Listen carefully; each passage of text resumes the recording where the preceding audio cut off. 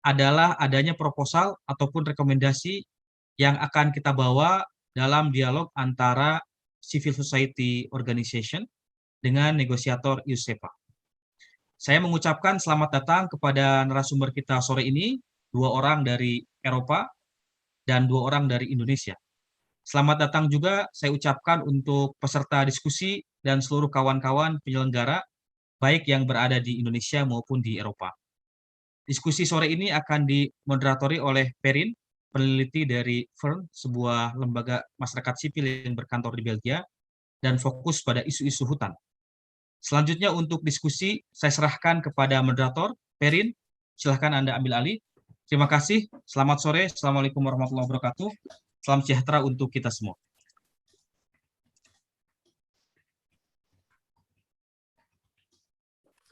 Thank you very much, Farid. I think we can maybe start with the presentation. So I will hand it over to Bart-Jaap, researcher at SOMO, who will present key issues around the TSD chapter. So Bart-Jaap, the floor is yours.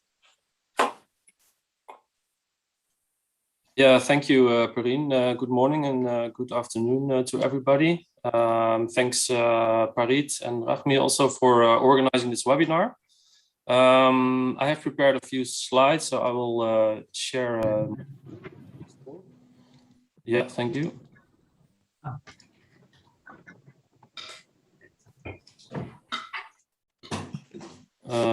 Can you see this screen now? Also, ob das eine Hybridveranstaltung ist, wo ich dann wohl in Person sein sollte. Great.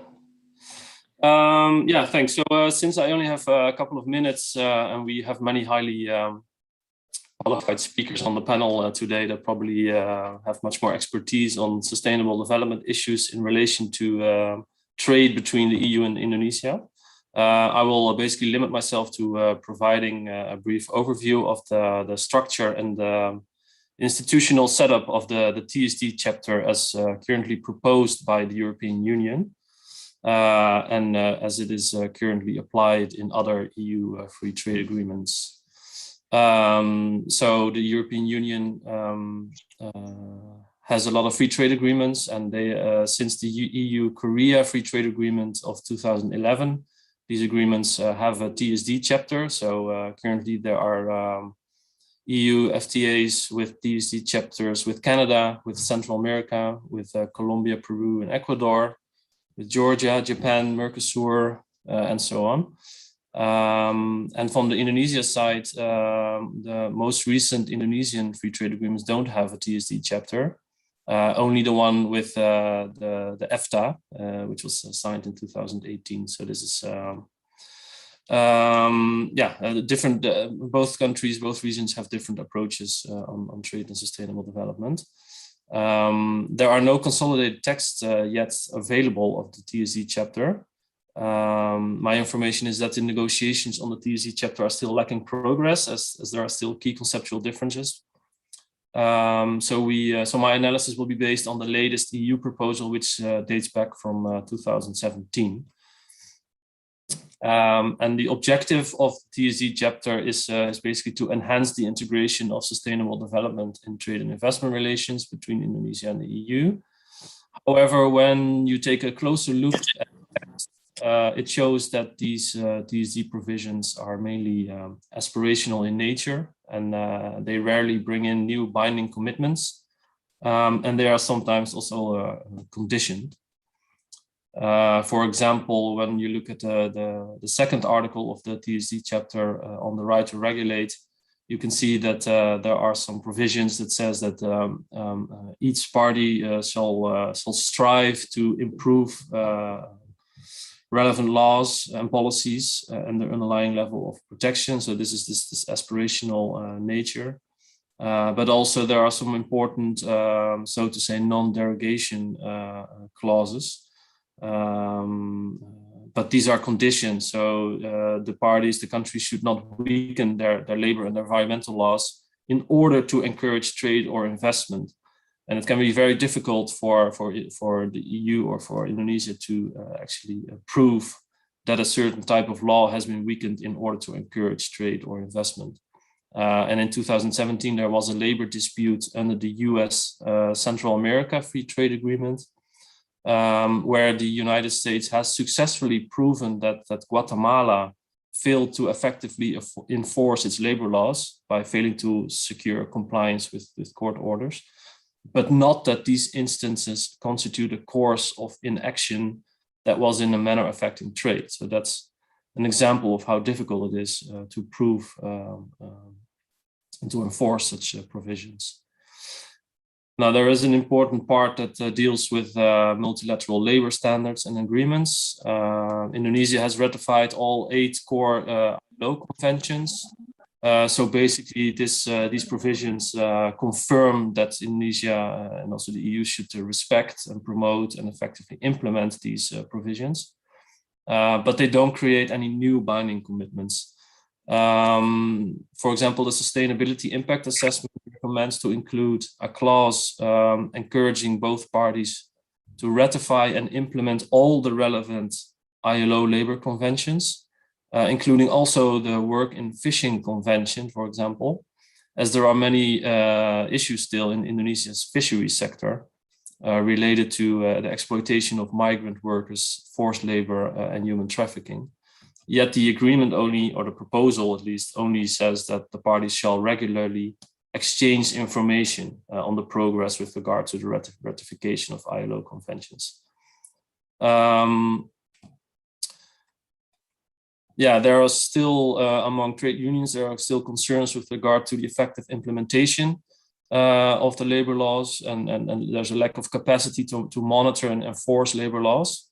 Now the agreement or the proposal at least includes a reference to a commitment or that the parties shall effectively implement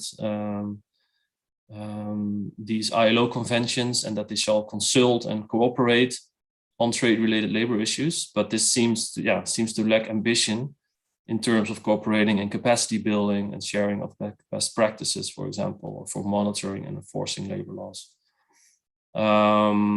Similarly, there are lots of environmental provisions, but they all basically have the same structure.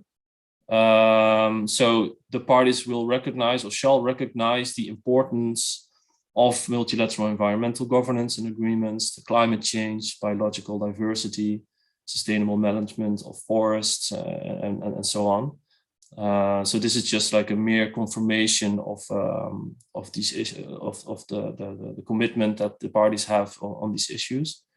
Yeah, it says also that each party shall effectively implement these multilateral environmental agreements, the various agreements, measures to combat illegal wildlife trading, and so on. And also that the parties shall regularly exchange information on the implementation and their commitment to these issues.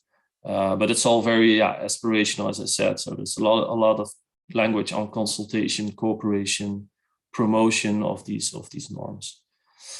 Then the institutional setup and dispute settlement. So the EU proposal refers to the creation of a body on trade and sustainable development that will be comprised of senior officials from both the EU and the Indonesian government.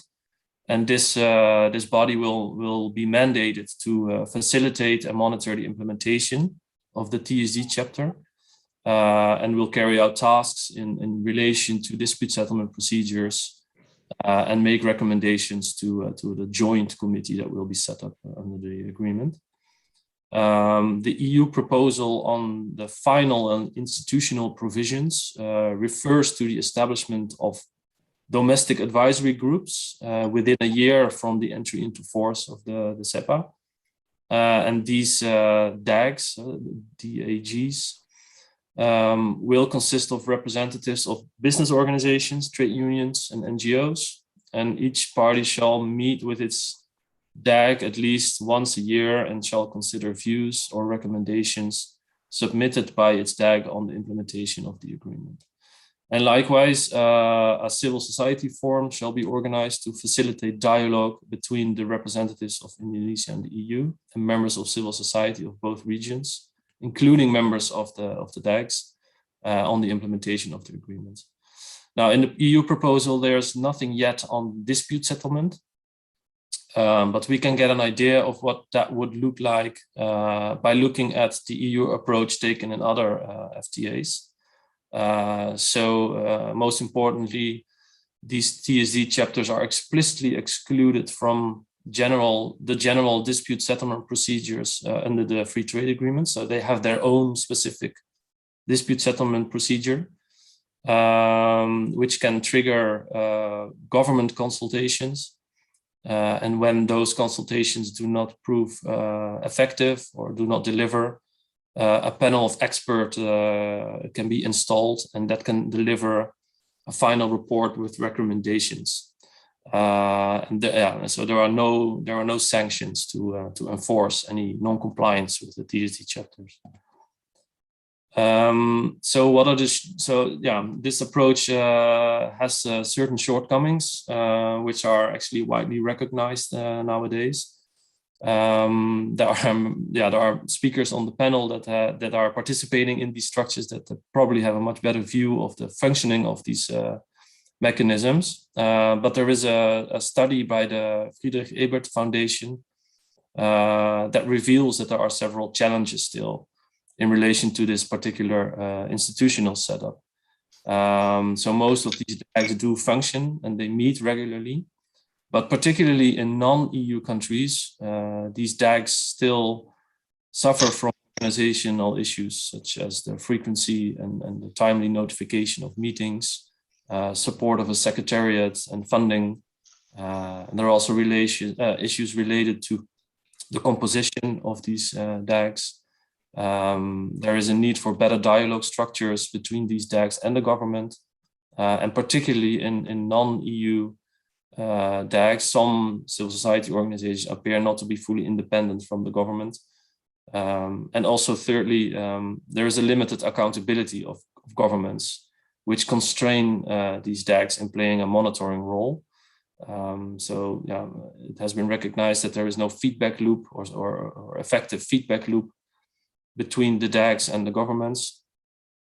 And governments do not sufficiently follow up on the inputs provided by these DAGs. So this all makes the influence of civil society rather limited, also because of the non-enforceability of the TSD chapters and the impossibility for the DAGs to directly trigger disputes. And then there is, of course, the broader question of how or if these TSD chapters and provisions can sufficiently offset the negative impacts of trade liberalization that may occur more directly after the entry into force of the agreement. So, for example, lost government revenues from tariff, lowering tariffs, increased unemployment resulting from changing trade patterns and structures, or increased exports of sensitive commodities where there are human rights violations or labor violations, or additional emissions through transportation and so on. So it remains quite unclear how these TSD chapters, provisions, and dialogue structures can mitigate these negative effects. And still there is a asymmetry. This shows that there is a legal asymmetry between how the commercial parts of free trade agreements are enforced and how these TSD provisions are enforced. So all these commercial parts, so on trading goods and services, investment, intellectual property rights, procurements, and so on, all these provisions, they are enforceable through the formal state-to-state dispute settlement mechanism, whereby even investors, they even have their own enforcement mechanism in the form of ISTS or an investment court system as proposed by the EU. So my final slide. There is a lot of debate within the European Union on the effectiveness of these TSD chapters. In 2018, the European Commission launched a 15-point action plan on how to improve the implementation and the enforcement of these TSD chapters. And this action plan mainly focuses on strengthening cooperation mechanisms, enabling civil society organizations to play a greater role in the implementation, and taking a more assertive role in the enforcement and so on. And this is all without changing the substantive content and structure of the TSD chapters themselves. And last year, a chief trade enforcer officer was installed to monitor and strengthen the implementation of EU free trade agreements.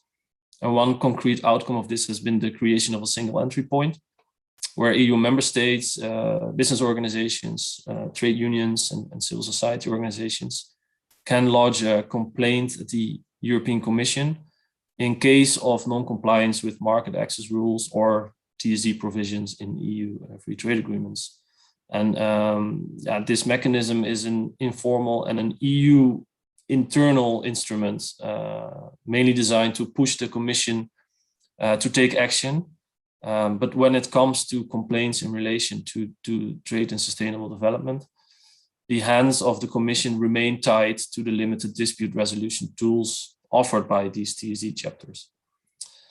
So with the general review of the EU trade policy launched earlier this year, the Commission also launched a review of its TSD approach with a public consultation that closes this week, I think. And there are many calls among experts, trade unions, CSOs, and also some member states, governments to strengthen the TSD chapters. And last year, the Netherlands and France published a joint paper in which they call for making tariff liberalization conditional upon TSD compliance, which would also imply then that it would imply a temporary revocation of trade preferences in case of non-compliance. And such an approach has also received support from the European Parliament, which is also urging the European Commission to explore a sanction-based mechanism to strengthen enforcement. And on a final note, in my view, I think sanctions would definitely be a useful tool as a last resort to improve the enforcement. But I think it's also important to consider that how to ensure that the right actors are targeted here. So, for example, last year the EU imposed sanctions on Cambodia under its GSP regime for human rights violations in the garment sector, and that affected like hundreds of thousands of workers and their families. So a more targeted sanction mechanism should be directed at also the companies that perpetrate these violations. And to that end, the EU has been preparing also mandatory due diligence legislation, which is certainly a positive step in the right direction, although this has been delayed time and again. I'll leave it here for now. Thank you very much for your attention, and I'm looking forward to the discussion. Thanks. Many thanks, Bartek. It was a great presentation, very clear. I suggest we move on to the next one, and then at the end of the presentation, we will have a discussion. So, Palupi, you will dive into specific issues, which are timber and palm oil.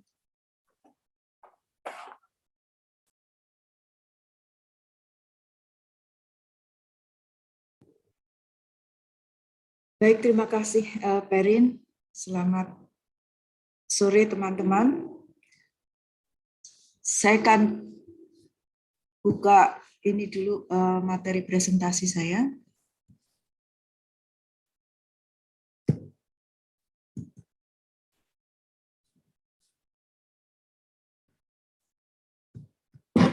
Apakah sudah bisa dilihat?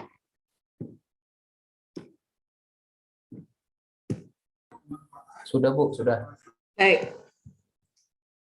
Saya diminta untuk bicara tentang kayu dan isu tentang kayu dan sawit ya. Data tentang dua sektor ini kita bisa dengan mudah dapatkan. Indonesia sudah sejak 5 tahun terakhir ya bicara tentang gencar sekali untuk melakukan kesepakatan perdagangan dengan negara-negara lain. tercatat sudah ada 13 perjanjian internasional yang ditandatangani dan dijalankan, sementara 12 yang lain sedang dalam proses. Nah, salah satunya adalah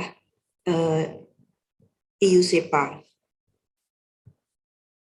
Nah, salah satu kepentingan Indonesia yang sangat menonjol di dalam proses-proses perjanjian perdagangan ini adalah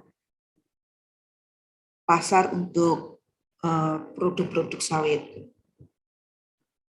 Dalam hal ini adalah CPO. Kalau kita bicara tentang kayu dan sawit, itu nggak bisa dipisahkan karena dua sektor ini sangat berkaitan erat. Salah satu alasannya adalah pemilik perusahaan yang bekerja di sektor kayu dan di sektor sawit itu adalah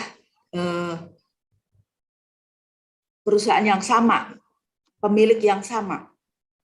Beberapa perusahaan yang bekerja di sektor kayu, dia adalah juga satu grup dengan perusahaan yang bekerja di sektor sawit. Selain itu, aturan yang berlaku di Indonesia di dalam pemberian izin untuk perkebunan sawit itu adalah mempertimbangkan atau memprioritaskan pada lahan-lahan kritis. Nah, lahan kritis itu sendiri terutama terjadi karena logging atau karena pembabatan hutan, baik itu secara legal ataupun secara ilegal. Nah, di dalam studi kami di beberapa lokasi, itu kelihatan bagaimana ada proses transformasi antara ketika lokasi itu adalah habis menjadi lokasi kerja HPH misalnya, maka bisa dengan mudah area yang sebelumnya adalah konsesi HPH itu berubah menjadi perkebunan sawit. Nah, ini mengapa kayu dan sawit ini dua sektor yang sangat berdekatan relasinya.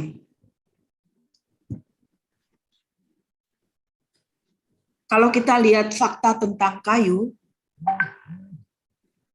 data resmi Indonesia mengatakan hampir 60% dari kayu yang dijual secara komersial itu adalah produk dari pembabatan hutan untuk kepentingan sektor lain, misalnya salah satunya adalah sawit. Selain tentu saja pertambangan, perkebunan karet, dan juga untuk hutan tanaman industri. Lebih dari 30%, data lain mengatakan lebih dari 30% produk kayu yang dijual atau diekspor itu adalah hasil dari pembabatan hutan untuk komoditi yang lain. Sementara data yang lain juga mengatakan 30-50% yang diperdagangkan itu adalah berasal dari pembabatan hutan secara ilegal. Nah, ilegalitas di sektor kayu itu sendiri tidak terlepas dengan persoalan korupsi, konflik dan kekerasan, pelanggaran HAM, dan juga kejahatan terorganisir. Tahun 2015, Komisi Pemberantasan Korupsi atau KPK itu melonsing hasil kajian mereka di sektor kehutanan, dan itu menemukan bahwa 77-81% itu ekspor kayu itu tidak terdata atau tidak terlaporkan. Jadi yang terdata secara resmi di dalam data pemerintah itu proporsinya terlalu kecil. Sehingga mengapa penghasilan dari sektor kayu kalau dihitung sesungguhnya itu tidak sesuai dengan tingkat kerusakan ataupun nilai dari sumber daya itu sendiri, terlalu kecil. Kemudian tahun terakhir ini ya, Menteri Kehutanan dan Lingkungan itu menyita sekitar 400 kontainer kayu-kayu ilegal, dan kalau ditelusuri dari kayu-kayu itu juga berasal dari perusahaan-perusahaan yang bersertifikat. Gitu. Artinya apa? Artinya ada kayu laundry di dalam sektor industri kayu ini. Jadi kayu-kayu yang ilegal itu dicampur dengan kayu-kayu yang legal. Nah, fakta tentang sawit ini lebih lagi kita bisa dengan mudah kita dapatkan. Per tahun ekspor dari sawit ini mencapai 34 juta ton. Dan sektor ini dianggap sebagai sektor yang penting untuk penyediaan lapangan pekerjaan dan juga ekonomi bagi para petani sawit, terutama para petani sawit mandiri. Namun sektor ini juga kontradiksinya adalah ada banyak persoalan yang dihadapi di sektor ini, terutama adalah kesejahteraan para petani kecil, para petani sawit, kemudian juga desa-desa sawit itu adalah desa-desa yang relatif tertinggal dan miskin. Kemudian ada kesenjangan antara pusat dan daerah, kemudian terlalu sama seperti di sektor kayu, pajak yang didapat dari sektor ini juga terlalu kecil, tidak sesuai dengan pertumbuhan sektor itu sendiri. Kemudian masalah lingkungan, konflik yang terlalu masif, dan juga pelanggaran hak asasi manusia. Nah, kondisi kontradiksi ini menciptakan wajah sawit yang buruk, yang ini menghambat sektor ini sendiri untuk mendapatkan atau memperluas pasar. Kemudian kalau kita lihat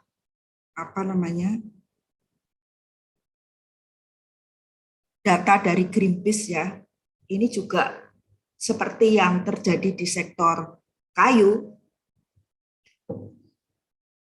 terjadi sawit laundry, di mana yang legal, yang diproduksi secara legal dengan yang diproduksi secara ilegal itu bercampur.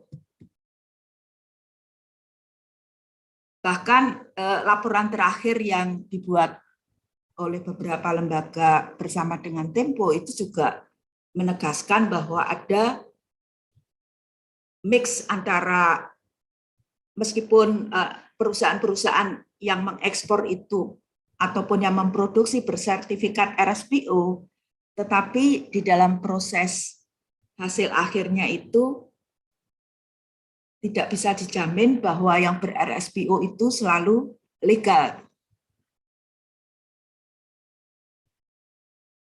Dan kalau kita lihat data tentang perizinan itu hanya sepertiga, secara kasar hanya sepertiga dari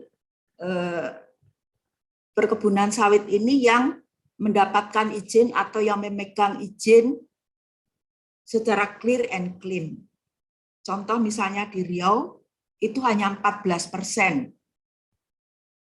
dari perkebunan sawit yang memiliki izin secara legal. Demikian juga misalnya di Kalimantan Tengah, hasil temuan kami 30% dari perusahaan sawit itu memiliki izin clear and clean. Dari 300-an perusahaan yang beroperasi di Kalimantan Tengah misalnya, hanya 86 perusahaan yang perizinannya clean and clear. Nah, kita lihat data dari perkebunan, mulai dari perkebunan sampai pabrik, kemudian pemurnian, sampai ke ekspor. Kita lihat jumlah perusahaannya yang dari perkebunan sampai ekspor itu mengecil. Artinya hanya sebagian kecil dari sekian banyak perusahaan, ada 38.000 konsesi yang diberikan untuk perkebunan sawit. Sementara kita lihat ekspor itu didominasi oleh 3 perusahaan besar, yaitu Wilmar, Sinarmas, dan Musimas. Kemudian kita lihat dari kapasitas pabrik ya, hampir 85 juta ton per tahun, tetapi produksinya yang real itu separuhnya, 40-an juta ton per tahun. Ini artinya apa? Bahwa ada peluang bahwa industri ini akan terus ekspansi, baik itu dengan meningkatkan produktivitas, misalnya para petani kecil, atau dengan membuka hutan yang baru. Nah, ini yang kita bisa baca dari data ini.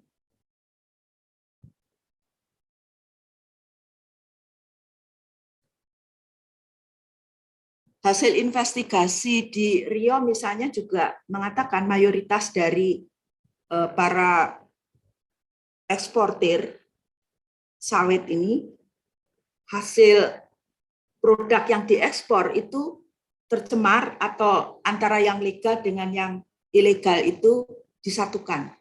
Sehingga kita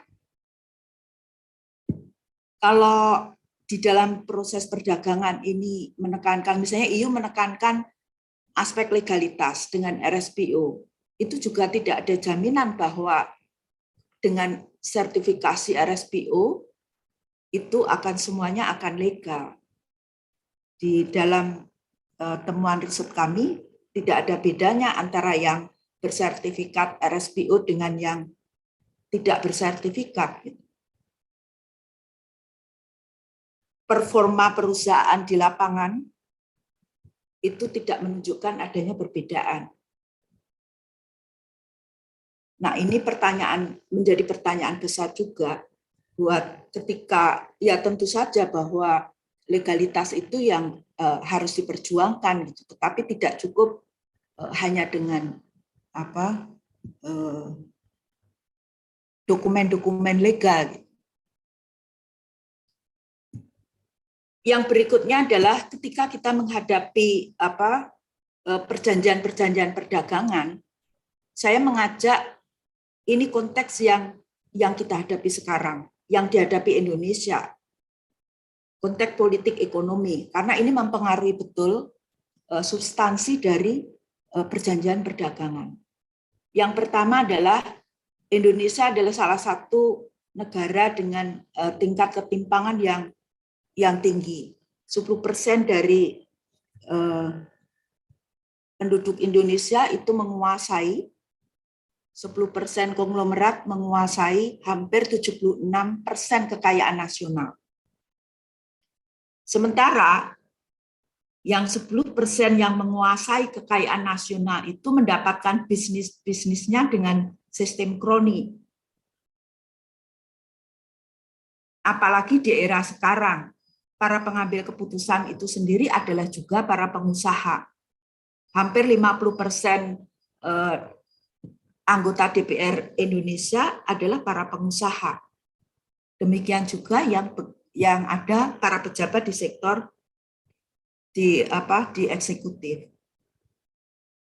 Berikutnya adalah kondisi demokrasi Indonesia yang merosot dan juga pemberantasan korupsi yang melemah. Bagaimana KPK revisi undang-undang tentang KPK direvisi dan KPK dilemahkan ketika justru KPK ini fokus kepada isu-isu sumber daya alam termasuk hutan, sawit, dan tambang diantaranya. Karena korupsi di sektor sumber daya alam itu jauh lebih besar daripada korupsi APBN atau anggaran negara. Nah, pertanyaannya dalam kondisi ketidakadilan, baik itu ketidakadilan global maupun ketidakadilan di tingkat nasional, bagaimana kita akan berbicara tentang perjanjian perdagangan antara Indonesia dan dengan negara-negara lain termasuk EU. Bagaimana perjanjian perdagangan ini akan memberi ruang atau memberi tempat bagi perlindungan hak-hak warga, hutan, dan juga lingkungan. Ketika perjanjian perdagangan itu berbicara hanya tentang hitungan-hitungan ekonomi tanpa mengedepankan keadilan dan hak asasi manusia, maka kepentingan-kepentingan rakyat, kepentingan lingkungan, dan kepentingan hutan itu jelas tidak akan mendapatkan tempat. Nah, ada satu hal yang tertinggal dari dua sektor ini adalah selain Indonesia, rakyat Indonesia dihadapkan pada situasi ketidakadilan, ada kabar buruk di sektor ini juga. Yang pertama, Kementerian Perdagangan baru saja menghapus ketentuan tentang legalitas untuk para eksportir produk-produk kayu. Padahal bagaimana upaya untuk legalisasi di sektor kayu ini luar biasa perjuangannya. Tiba-tiba dihapus begitu saja. Yang kedua, salah satu instrumen untuk pembenahan tata kelola industri sawit yang buruk adalah dikeluarkannya Inpres nomor 8 tahun 2018 tentang moratorium perizinan sawit. Nah, Inpres ini sudah berakhir September kemarin dan sampai sekarang tidak jelas apakah ini akan diperpanjang atau tidak. Nah, kondisi ini diperburuk oleh Indonesia sudah mengesahkan dan juga sudah menjalankan Undang-Undang Cipta Kerja. Dan kita tahu bahwa secara substansial undang-undang ini justru memperburuk tata kelola sawit dan sekaligus juga tata kelola hutan dan menghilangkan perlindungan bagi masyarakat, baik itu masyarakat adat ataupun masyarakat yang berada di sekitar hutan, di dalam atau di sekitar hutan.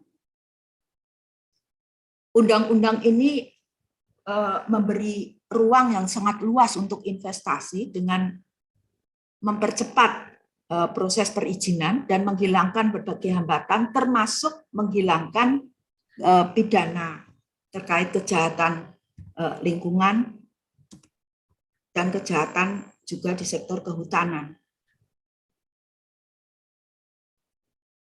Nah, dampak dari Undang-Undang Cipta Kerja ini sudah, meskipun baru disahkan, tapi sudah sangat nyata di lapangan. Kebetulan saya sedang melakukan riset di 2 kabupaten terkait tata kelola kehutanan, dan itu kita sudah bisa lihat di lapangan betapa kewenangan-kewenangan daerah yang ditarik semua ke pusat terkait dengan tata kelola kehutanan itu justru mengembalikan lagi tata kelola buruk yang menciptakan pembalakan atau illegal logging di daerah-daerah di sekitar hutan. Desa-desa itu sudah mengeluh dengan mulai masifnya pencurian kayu karena kewenangan dari lembaga yang mengelola hutan di tingkat tapak itu sudah dihilangkan dan ditarik ke pusat, termasuk dalam hal pengawasan. Dan juga ada penghapusan tenaga yang real itu bekerja untuk pengawasan di hutan. Nah, yang terjadi adalah kekosongan di dalam pengawasan. Dan itu dimanfaatkan betul oleh mafia pencurian kayu. Dan juga kasus-kasus penggunaan hutan secara ilegal semakin marak justru di era sekarang yang tentu sebelumnya sudah diperburuk oleh kondisi pandemik yang mengurangi kegiatan pengawasan hutan, dan ini diperburuk lagi dengan Undang-Undang Cipta Kerja yang menarik semua kewenangan daerah, baik di tingkat kabupaten ataupun di tingkat provinsi, di dalam pengelolaan hutan, termasuk dalam hal pengawasan. Nah, dengan adanya Undang-Undang Cipta Kerja kembali tadi, dan situasi Indonesia yang sungguh dalam kondisi ketimpangan yang luar biasa, pertanyaan besar untuk perjanjian perdagangan ini. Apa yang akan terjadi dengan perjanjian perdagangan ini ketika tanpa perjanjian perdagangan ini sendiri sebenarnya posisi rakyat itu sudah kalah, sudah kehilangan harapan untuk perlindungan tanpa perjanjian perdagangan ini. Nah, dengan perjanjian perdagangan ini, apakah akan memperburuk situasi kekalahan rakyat dalam proteksi untuk hak-hak mereka, atau perjanjian perdagangan ini memberi sedikit ruang bagi rakyat untuk diakui atau dilindungi hak-haknya? Nah, ini pertanyaan penting yang perlu kita diskusikan di dalam pembicaraan tentang perjanjian perdagangan ini. Saya kira itu yang bisa saya sampaikan. Terima kasih. Many thanks, Palupi, for your presentation.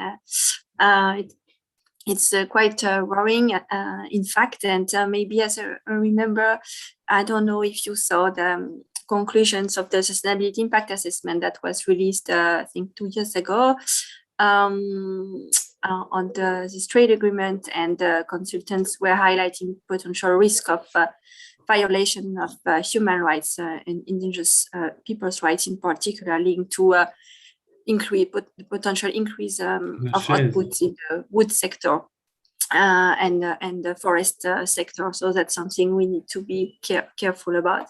So now I will hand it over to Amalia from Fairware, Indonesian organization, and Amalia will present about the labor issues. Yeah, thank you, Perin. Mbak Sri Palupi, aku izin share screen ya, Mbak Sri.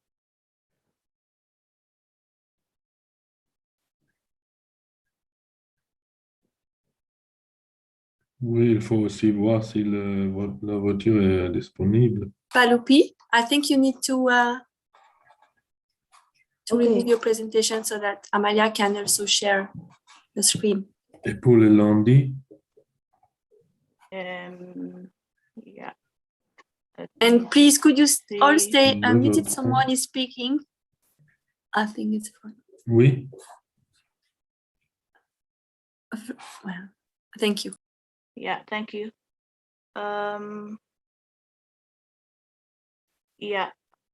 So, okay, for this opportunity, I will present about the labor issue in garment supply chain, as been said by the previous speaker, that the TSD chapter is very important, and there is also potential impact of the TSD chapter or the agreement to the human rights violation.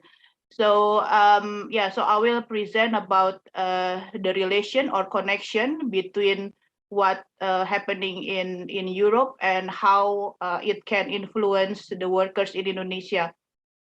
So just a quick introduction about Fairware. So we are a community of 135 of apparel brands that based in Europe. So in Indonesia, currently we have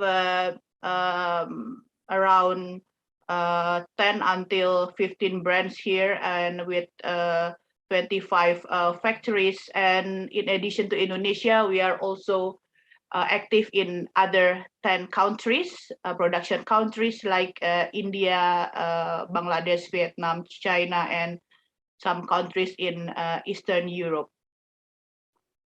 Yeah, and as a background here in garment sector, so this is the figure I get from the Central Statistic Bureau. So as you can see here that the export value of Indonesia, and if you see here Germany, Belgium, and UK here, yeah, there are decreasing in the last few years. But of course, due to the COVID-19, the export is decreasing, but not really that much actually, except for our export to US.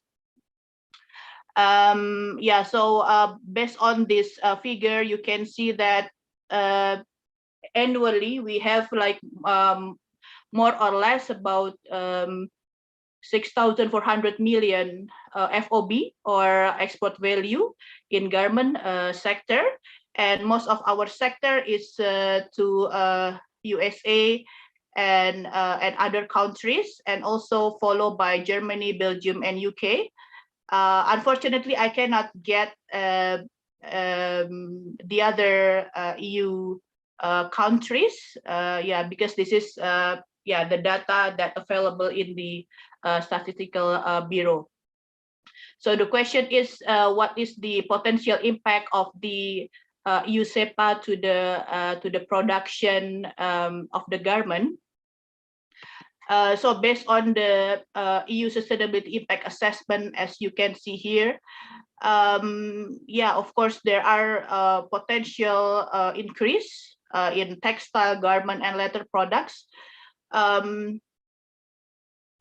in terms of the percentage, you can see here there are like potential increase in either in production and also the value of the export. And based on sustainability impact assessment, they said also there will be opportunity to create more jobs, about 126,000 until 294,000 people or new jobs. And as you know that most of the producers in Indonesia, like about 90%, is the small medium enterprise. So the report also say that EU SEPA will increase the integration of the producers into the global supply chain. And if you see this economic figure, of course, there are a story behind this figure that that we need to know. What is this impact? Yeah, what is the impact of this figure to the labor condition in garment sector? Yeah, so the main question is how is the impact of apparel brands and consumer behavior in EU to the factories and workers in Indonesia as a production country? Okay, so I will share with you some of the reality regarding this sector. So the reality one is garment is price sensitive, very highly competitive industry.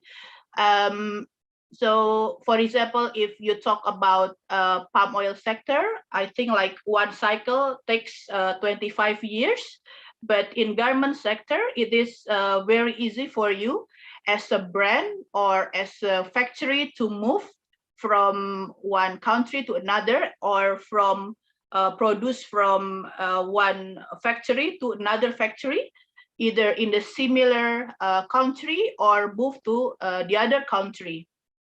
So and in other hand, the consumers, they they're deciding what they buy largely because of the price.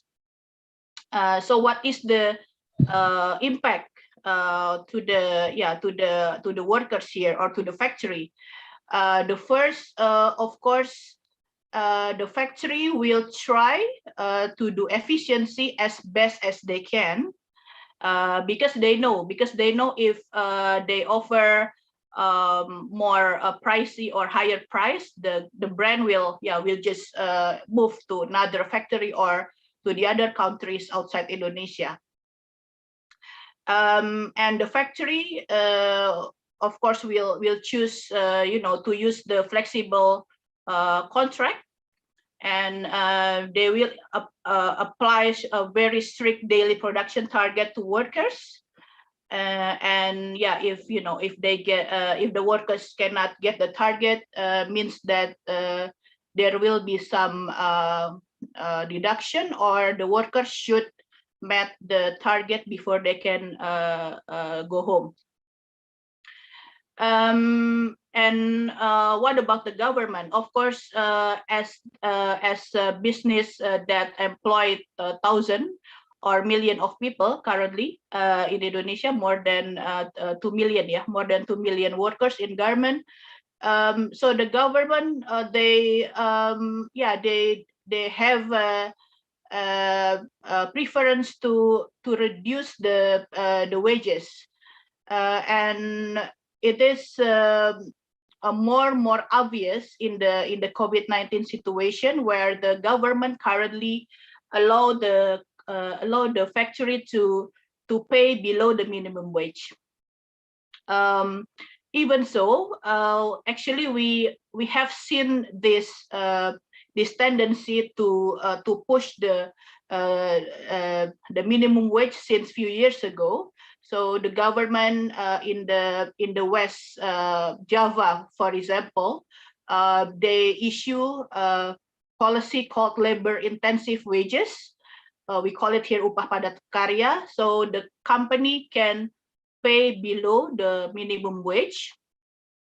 And following what Mbak Palupi said, that because we have a job creation bill, so currently automatically the annual wage increase is very low. So it's been reduced. For example, previously we can have like annual increment like 8%. Which is additional of economic growth plus inflation, but now I think it's difficult to get 8%. I think maybe it will be like 3% or maximum like 5% if we already have a good economic condition.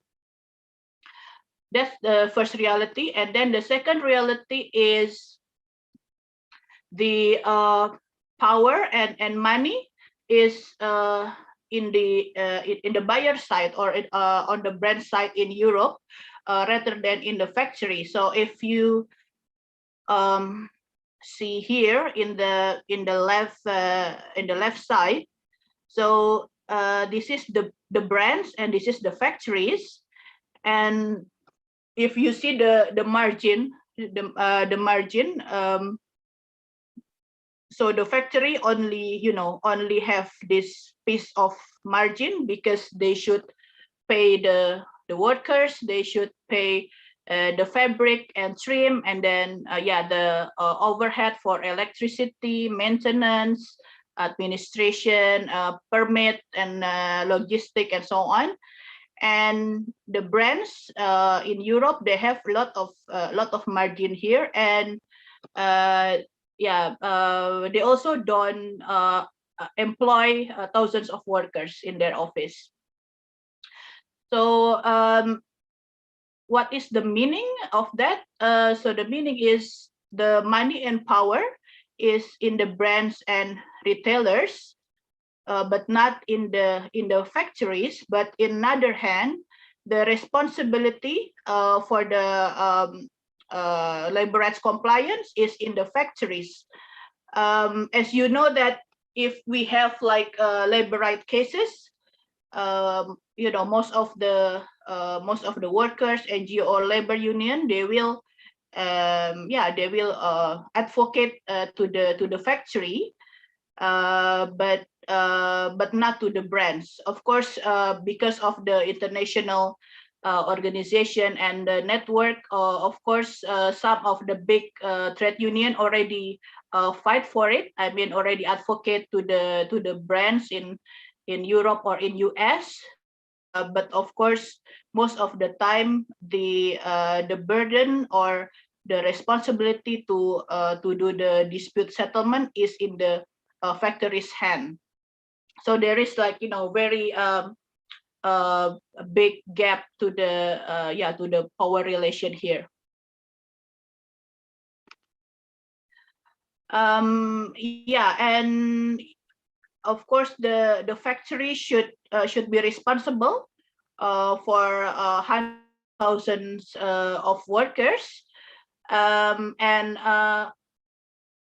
maybe some consumers think that you know, brands has their own factory, but the fact is not. So usually the brands only like put the orders to the factory, and then the factory will taking care of all the sewing production, and all of the work, and in some cases this is also of course not really easy for the factory, including how they comply with the international standard, also not easy, because a lot of costs there, a lot of audits, and also of course the national regulation that they need to comply. So this is the third reality. And then the fourth reality, because the brands can produce in many countries, in many factories, and in another hand, the factory can accept the orders from many brands. So the responsibility become unclear. So for example, like if there is like a dismissal happening towards 1,000 workers in one factory, so the question will be, who will be responsible for this? Is it all the brands who are producing there, or it will be based on their leverage, based on how many pieces they produce, or how is it? So this is also not easy to resolve if there is something or cases happening in the factory, and how to push the brands to responsible for that.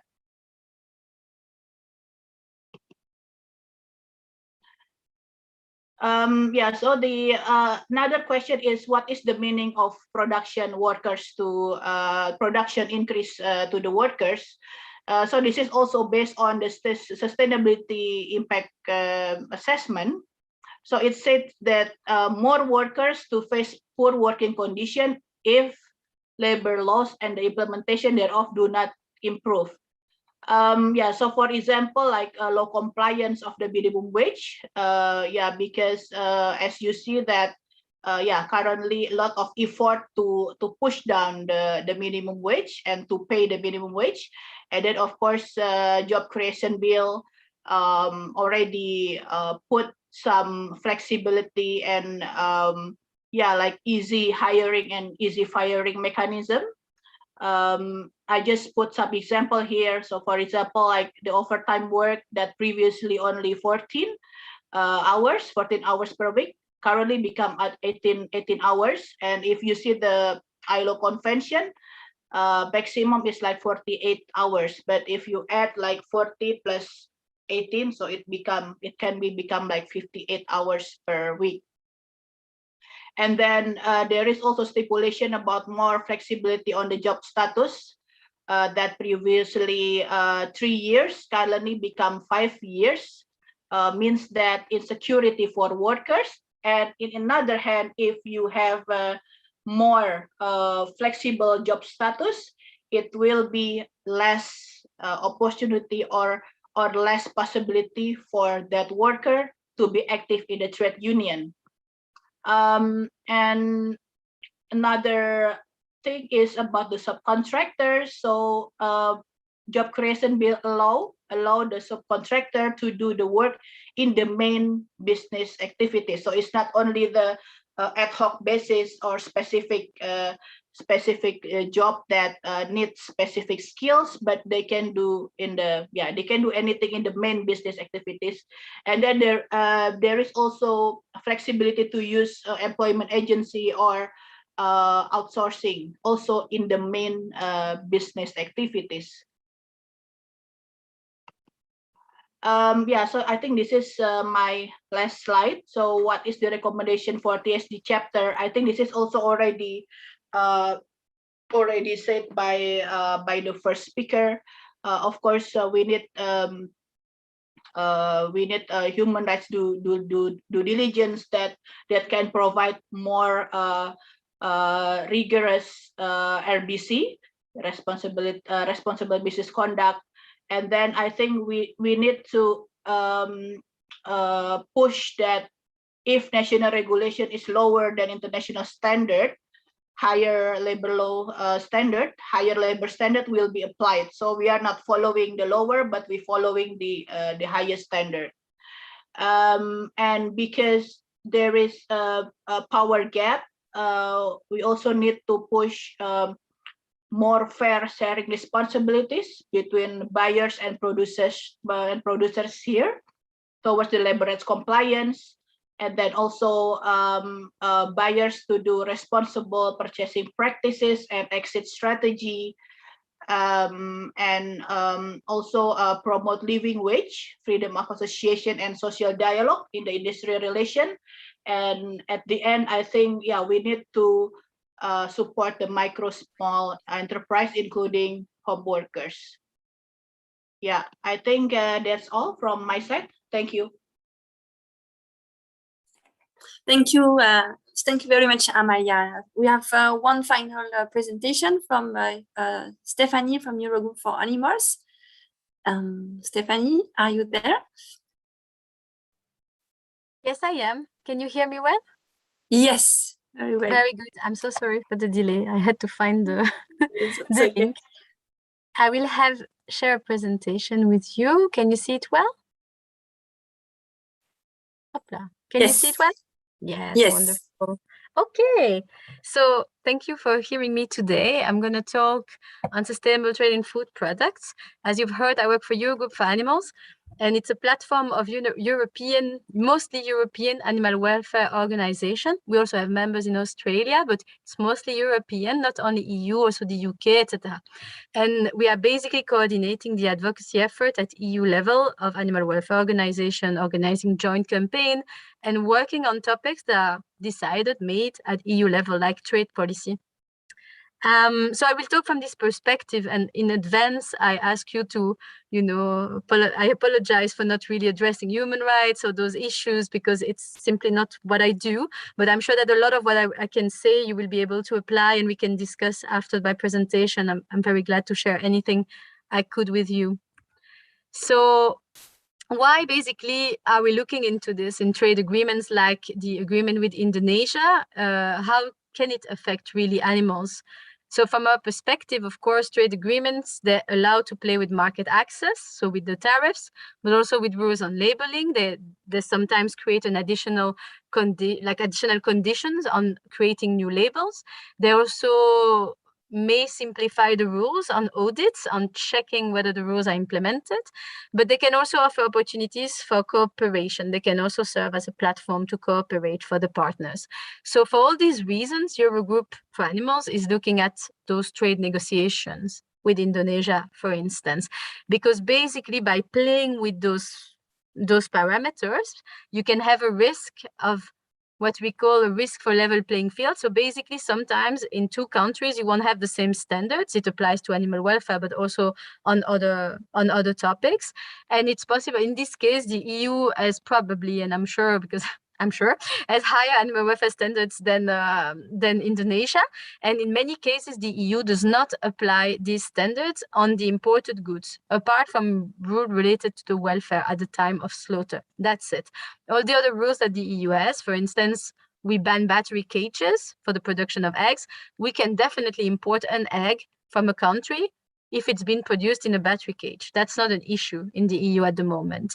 And that means that basically with trade agreements, I will come back to that, but at the moment, the trade agreements are mostly unconditional. So there is no extra condition to fulfill in order to get the preferential access.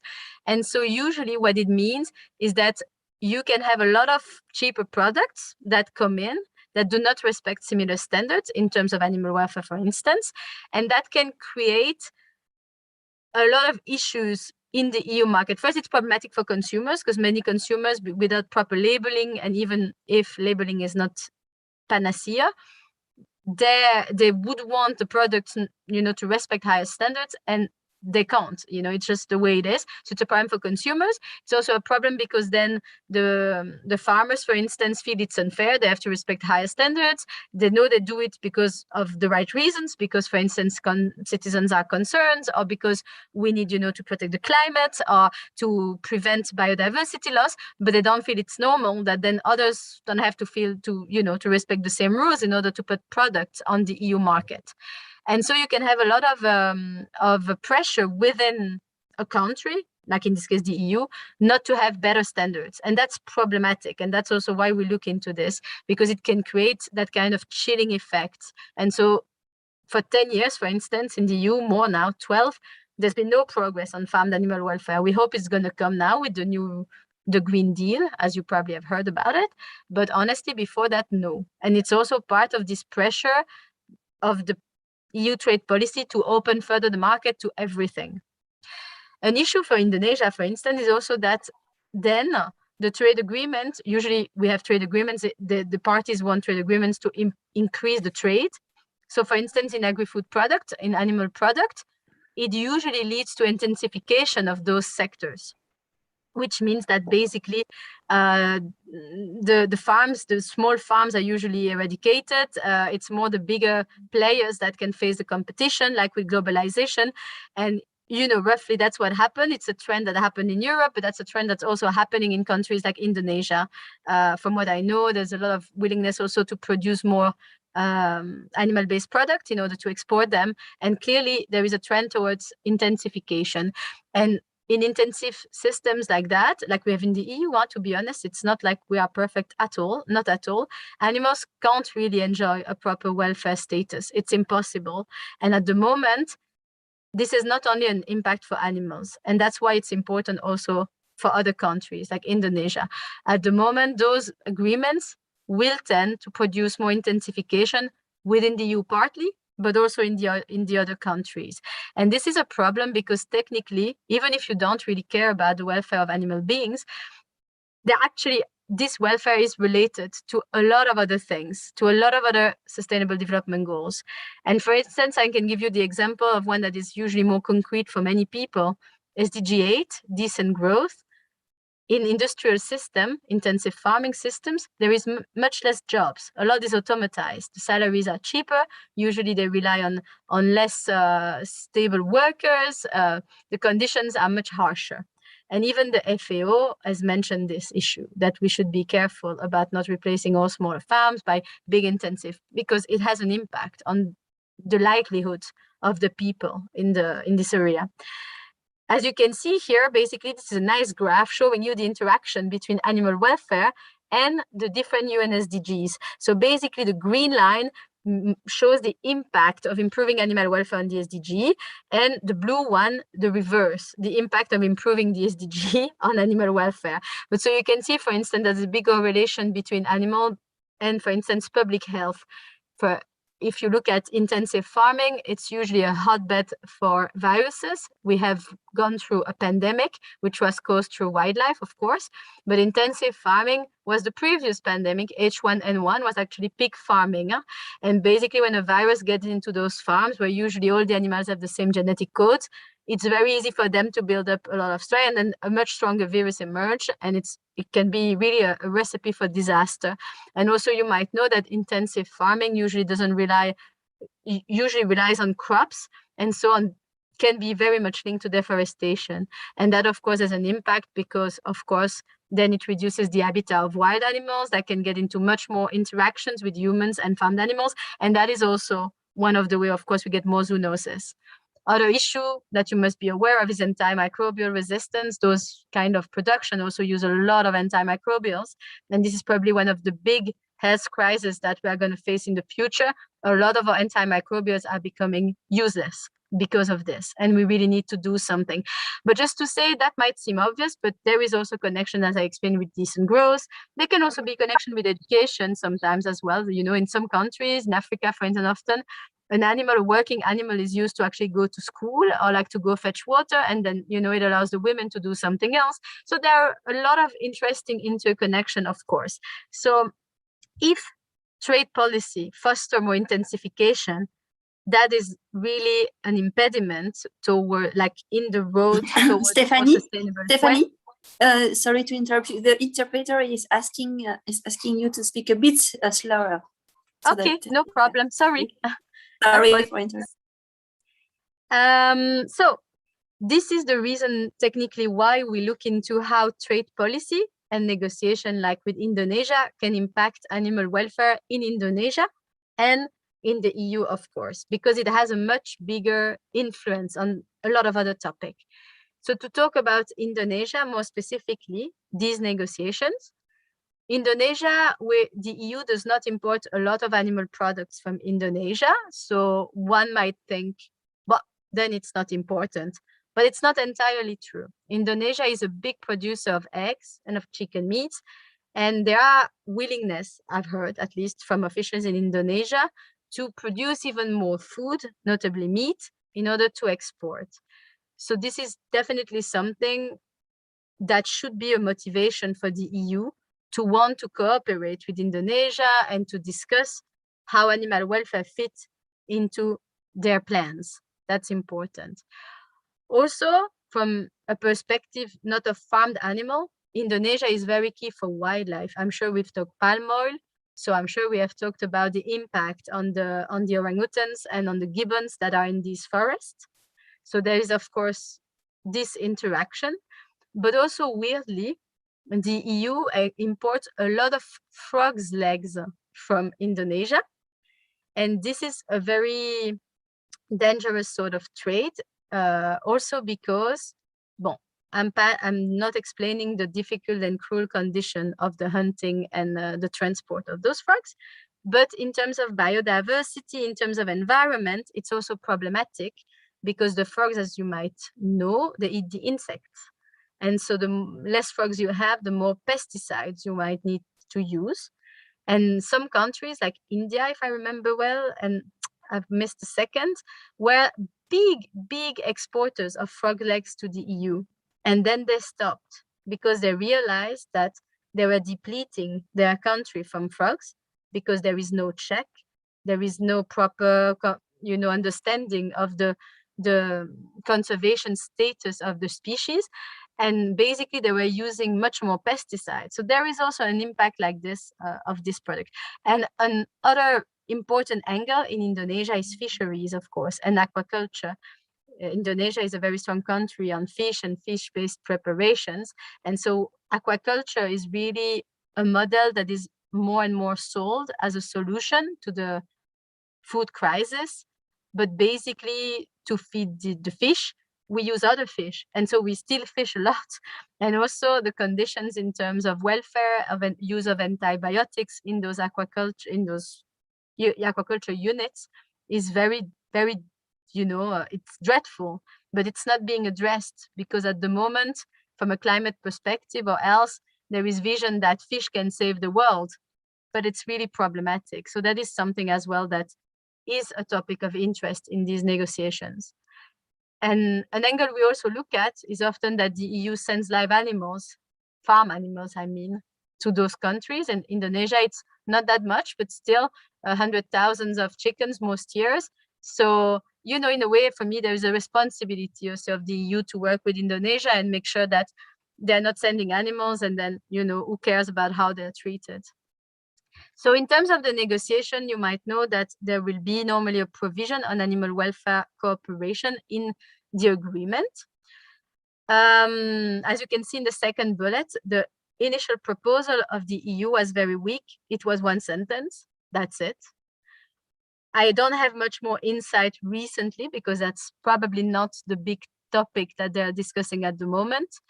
But I was told that the language would be improved towards something that is more similar as what the EU got with Mexico, which is a bit more detailed and more proactive and willing to do something together, sort of. But you have to know that the EU is now looking at having chapter on sustainable food system with the partners. So I'm guessing with Indonesia too. And this is a chapter that will be based on cooperation mostly. It's not very different from what this provision would have been, but it just gives a framework about the cooperation, explaining, you know, the different characteristics of sustainable food systems. And so it just put things in a better context. But I'm guessing that's where the EU is going to go with Indonesia. I'm not sure they have discussed it yet. I don't think so.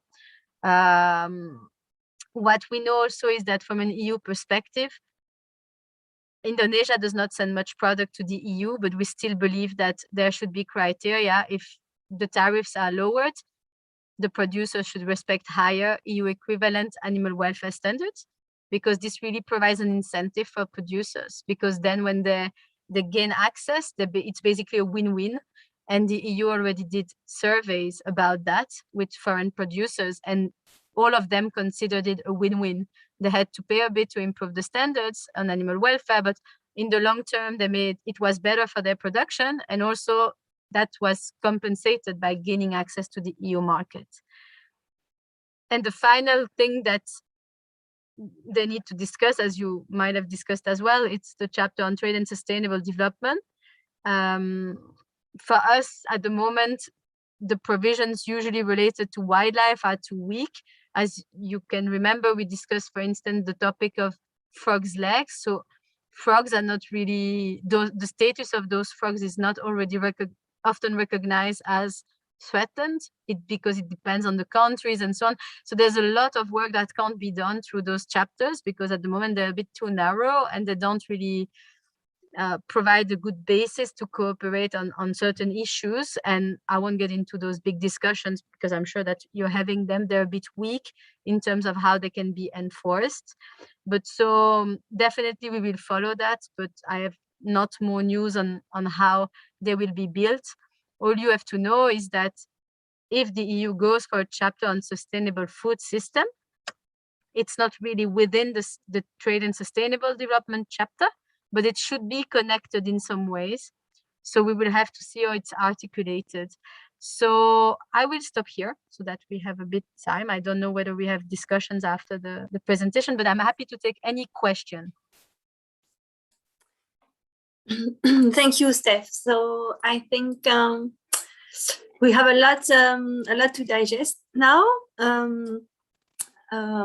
So for the discussion, we could maybe start by sharing some reaction or questions with the speakers.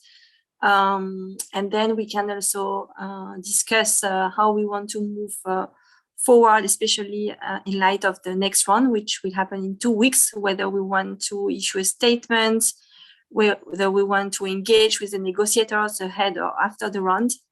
So yeah, the discussion is open. I would just like to ask you to maybe switch your camera on if it's possible when you want to speak.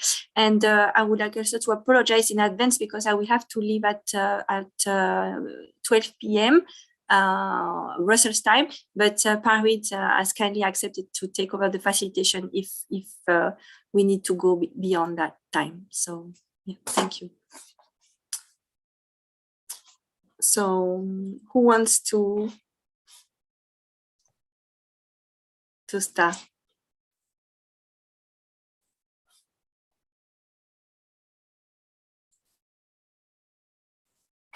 No question? If not, then I have some questions. I have a question. Yes?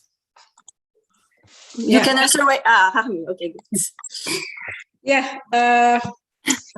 Yeah, actually, I would like to ask to Bartiap first, because you mentioned this is also part of my big concerns related to the TSD chapter about on how TSD chapter will offset direct negative impact of trade liberalizations, because this is actually the main point that we need to address in the TSD chapter, because how we can expect that the state itself will comply with the sustainable development agenda if on the other side many of trade agreements provisions actually prevent the state itself to at least to create a policy that really support the sustainable agenda itself. For example, when I think many provisions like in the IPR chapter, it's really give a lot of impacts not only to the issue of access to medicines, in terms of the TRIPS plus provisions under the Indonesia EU CEPA, because EU also propose TRIPS plus provisions, and then also related to the EU proposal that push Indonesia to become UPOV members, for example, that really related to the farmers' rights on their sovereignty over seeds. I think many examples on that. So actually, I'm trying to think. I'm thinking that if in the end, we can have like a concrete proposal on how the TSD chapter itself can respond to this. But I would like to know, is there any research from the European sides that can address the problems? I don't know, perhaps several organizations in Europe, I believe that you have discuss and develop any proposal related to this. Perhaps you can share with us about it. And second questions, actually, like Ibu Palupi told a lot of stories in the communities, and how the trade agreements itself or the trade activities itself create many human rights violations in the grounds, including in the issue of labor, for example. How far that the TSD chapter can put the corporate accountability, because I've heard from Mbak Amalia, for example, how we can also ask the brands company to accountable to the human rights violations related to supply chain activities, for example. Or Ibu Palupi also gave us a lot of examples. Even the product itself certified. Let's say certified based on the sustainable product certifications. But then they cannot avoid it that many activities itself create human rights violations that never that until now actually it has never addressed so far. I think those that the questions from my side. Okay, thank you, Rami. Shall we take another couple of questions before Bartiap and Palupi respond?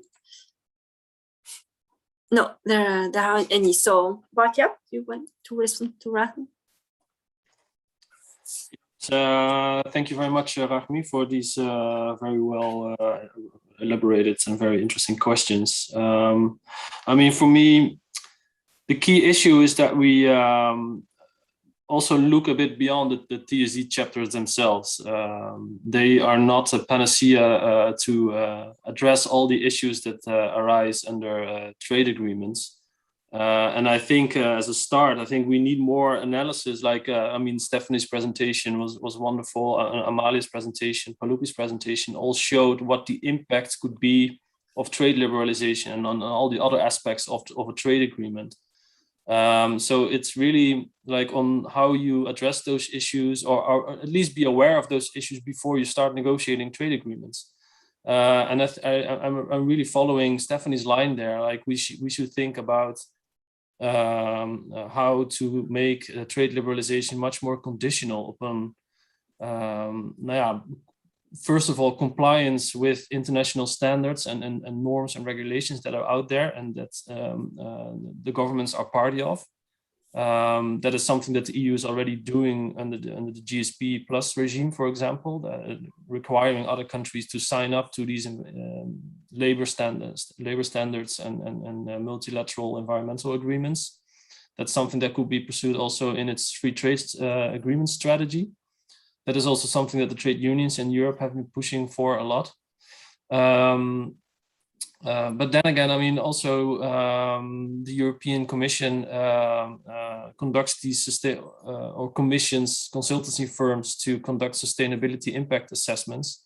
And these should be taken much more seriously by policymakers, I would say, to really map and identify where the sensitivities are, where the main impacts on human rights, on animal welfare, on sustainability are expected, and then make a plan, or like really, think about what kind of products should we be liberalizing or not. Because the approach now is that, as you are all aware of, is that trade policymakers are infused by neoliberal ideas of the free trade agenda at all costs without making these conditions. And then policymakers attach a trade and sustainability chapter to that to see how we can address those issues that are rising out of this free trade agenda. And maybe we should take a different perspective here and really also in terms of national development strategies. So one issue that we've been working a bit on in relation to the EU-Indonesia CIPA is the asymmetrical economic relationship that is currently out there, whereby the EU exports a lot of machinery, a lot of capital-intensive goods.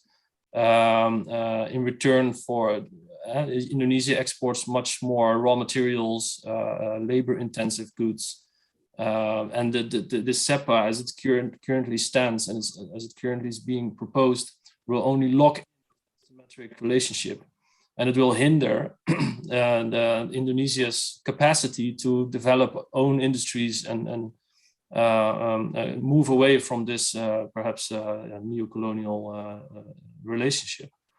So these are all questions that are, they relate to the issue of sustainable development, and those are not at all, or like the TSD chapters are not at all fit to address those issues and address those questions. And in my view, that is highly problematic. And my fear also is a bit that many civil society groups will look at these TSD chapters as a way on working on sustainability issues. But I think it's much more important that we keep focused on these traditional trade issues, because that's where the main impact on sustainable development will be. Yeah, I believe your second question was related, was addressed to Palupi, I think. So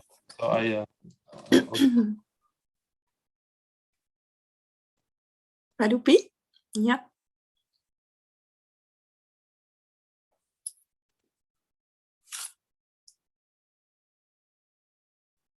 Palupi or Mbak Amalia, okay. Perhaps. Maybe Hami, could you maybe ask a question again briefly to Palupi? Maybe she didn't quite get. Yeah, I think it could be Palupi or Amalia. Yeah, if I just want to know about your perspective when it comes to the TSD chapter do you also think that the chapter itself should target to the corporate accountability issues? Because you mentioned a lot about the human rights violations in terms of trade activities conducted by the corporations. Mbak Lupi mau jawab duluan atau? Ya, baik, terima. Boleh langsung, Perin? Ya, terima kasih Mbak Rahma. Saya kira ini salah satu menegaskan tanggung jawab korporasi terhadap hak asasi manusia ini tidak bisa tidak, ya kita harus di dalam perjanjian perdagangan itu harus ditegaskan ya, karena kekuatan korporasi terutama di dalam kondisi Indonesia yang seperti sekarang ini kan kekuasaannya justru melebihi negara gitu. Keputusan-keputusan yang dibuat, salah satunya misalnya Undang-Undang Cipta Kerja, ini kan karena kekuatan korporasi di dalam mengkooptasi negara. Kedua juga misalnya tadi penghapusan ketentuan tentang legalitas untuk ekspor produk-produk kayu, itu juga karena lobbynya kekuatan korporasi.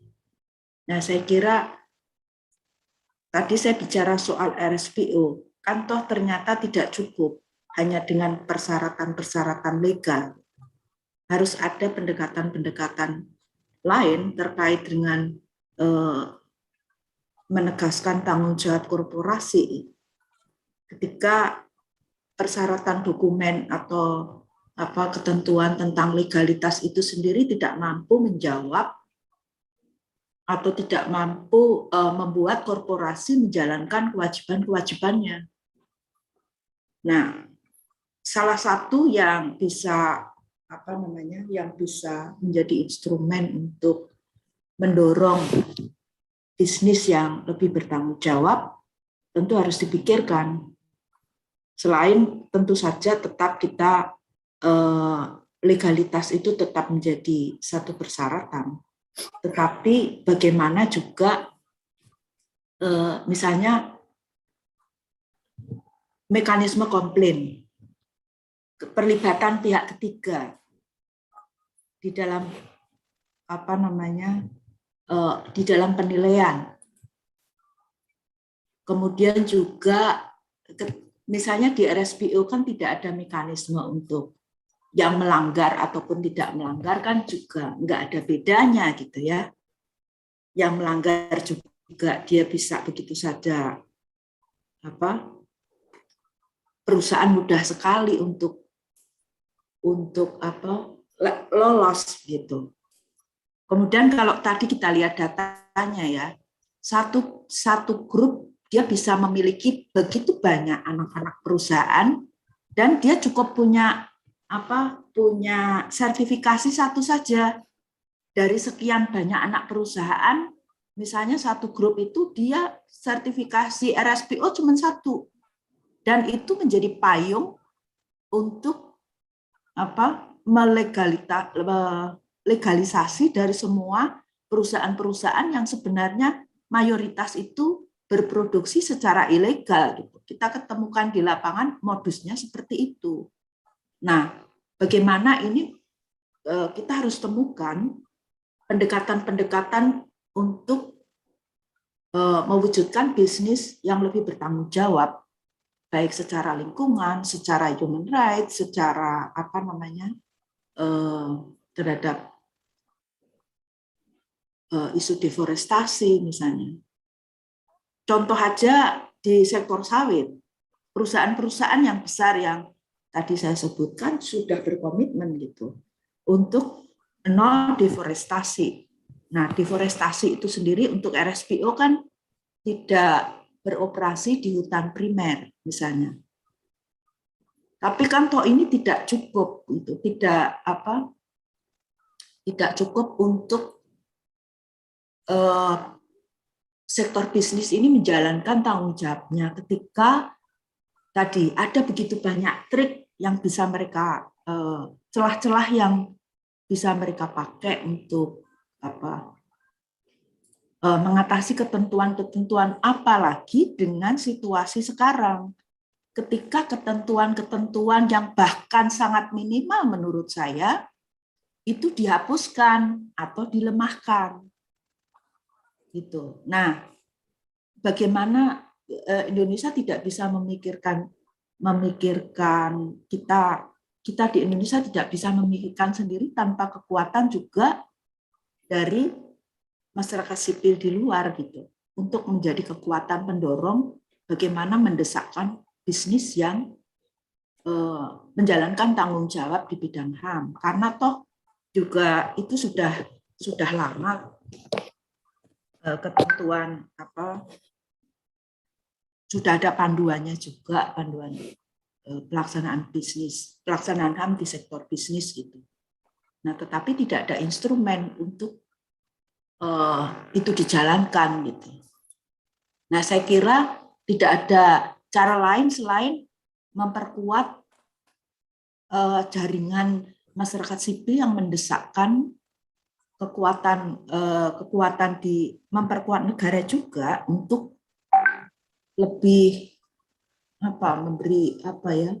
memberi ketentuan bukan hanya ketentuan, karena selama ini formalitas itu tidak justru menjadi peluang-peluang dijadikan mereka perusahaan menjadikan ketentuan ini sebagai peluang.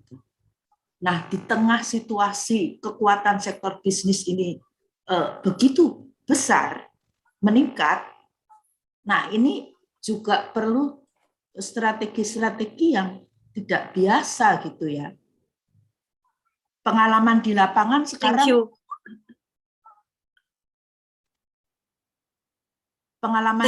Thank you, Pak Lupi. There is a different timing with the interpretation. Is there any more question? Yes, from Anwar or Sastro. Sorry if I don't pronounce your name correctly. Ya. Terima kasih. Saya pikir, mohon maaf, saya terpental-pental terus karena internetnya sangat buruk, lagi hujan besar di sini. Saya mendengarkan presentasi dari beberapa narasumber, sangat menarik dan memberikan banyak informasi ke kita.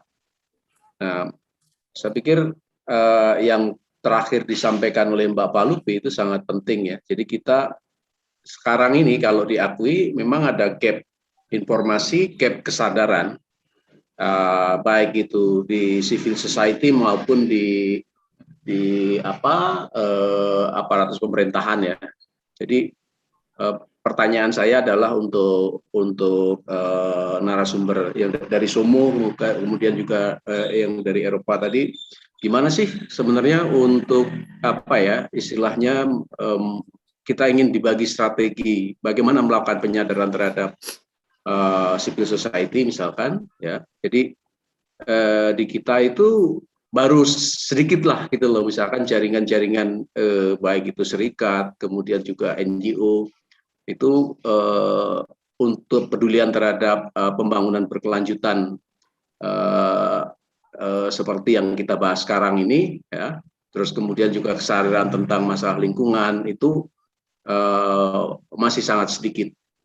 Kemudian di pemerintah ya, jadi di pemerintah atau penyelenggara negara ini bisa dikatakan ya mereka tidak peduli, justru banyak didikte oleh kalangan bisnis ya, termasuk di dalam pembuatan regulasi kayak misalkan Undang-Undang Cipta Kerja misalkan. Nah, hal itu saya pikir benar seperti yang sampaikan Mbak Palupi, butuh support ya dari kawan-kawan di Uni Eropa yang di sana bisa dikatakan mungkin kesadarannya sudah lebih maju terkait dengan kesadaran terhadap lingkungan. Saya pikir itu.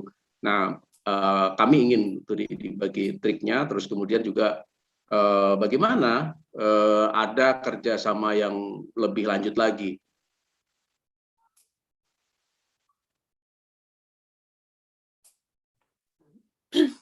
Thank you, Sastro. Any more question, reaction to the presentation? No? Okay.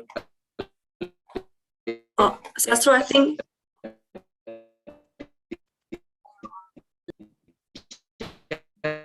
Yes. So do you want to speak? Misalkan kan yang disampaikan oleh kawan kayak tadi di mana di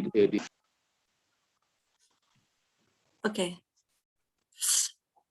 Okay. Maybe if there aren't any more questions, shall we have a quick discussion before closing the meeting on whether or not we want to issue a statement, bearing in mind what has been said by the speakers and the fact that given all these issues and the weakness of also the proposed TSD chapter, that we should in any case go beyond the TSD chapter and look into also traditional trade issues and how they would impact people's life and the environment and animal welfare.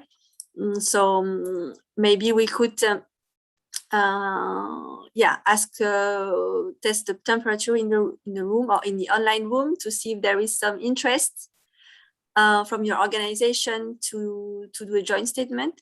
Boga, yes. Yes, my question is, it is now live streamed, everything, as I understand, and also YouTube. So I don't know in how far this is of interest to other people who are not part of this conversation. So I was wondering if we also want to record this type of discussions of next steps, or if this is something we will conclude now. Yeah. Good. So is there a way maybe we could stop the live recording on YouTube if we want to discuss this now, or we close the discussion and with a couple of people we move forward with this. Rahmi, yes. Yeah, I think I agree with the second options. If there is no more questions, then we can finish the discussions and then we can go further with the internal discussions among the civil society itself. Okay, great. Let's do that. Okay, great. Then many thanks to all for your time, especially to the speakers for this great presentations. And let's touch base per email to see how we move forward, because it will come soon, the round. So we need to, I think, to react quickly on whether or not we want to do something. So have a nice day. Thank you very much.